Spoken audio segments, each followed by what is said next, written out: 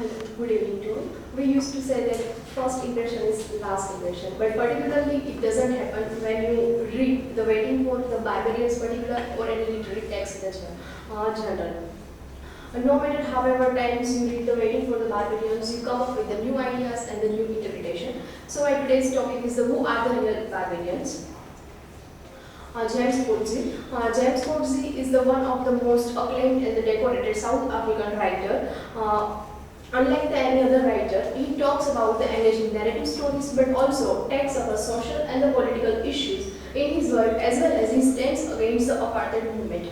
Talking about the Waiting for the Barbarians, the novel sets in imaginary empire set in an unspecified place, yet recognizable version as a universalized or that allegorized version of South African during the apartheid.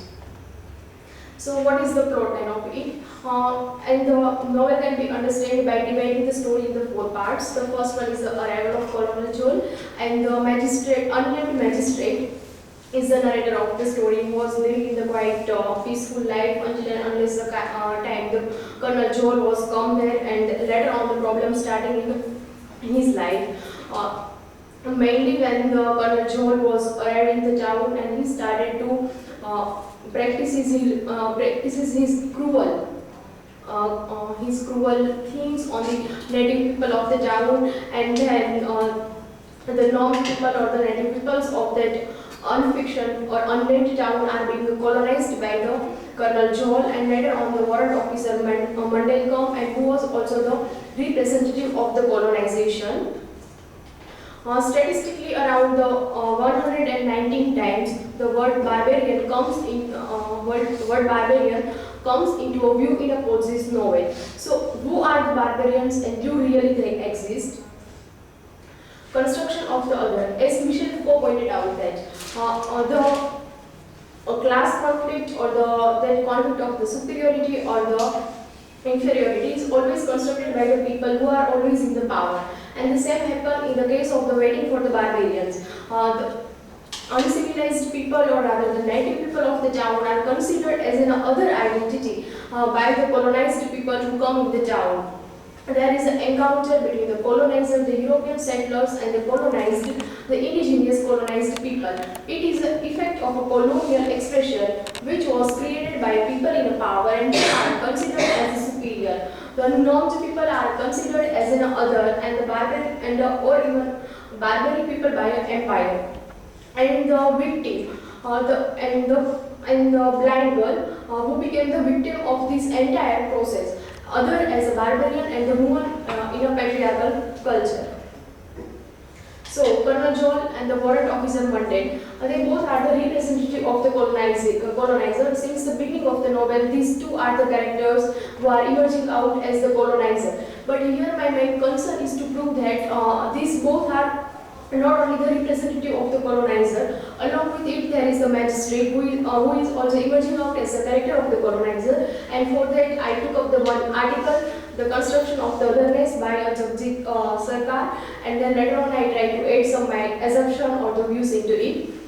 So these both characters are emerging out as they have a harsh and the cruel and the torturesome treatments towards the natives and the barbarians, and then there is the older man who dies due to the torture of the Colonel Joel, and then the younger man who falsely admitted to knowing about the barbarian uprising. And later on that Colonel Joel suspected on the nomadic prisoners as the barbarian tribes, and more prisoners died under his torture. And the barbarian girl who became the victim of the Colonel Joel's and who was being highly tortured, and the blindness is the result of it. And the magistrate was also tortured and being humiliated by the Colonel Joel and Mandel. So, when we read the novel, the first impression which comes up or come in our mind, that was about the magistrate was the one person who stayed against the third bureau, who are the supporter of the native people. But it is something which seems problematic when you read the novel from the post-colonial perspective or from the feminist perspective.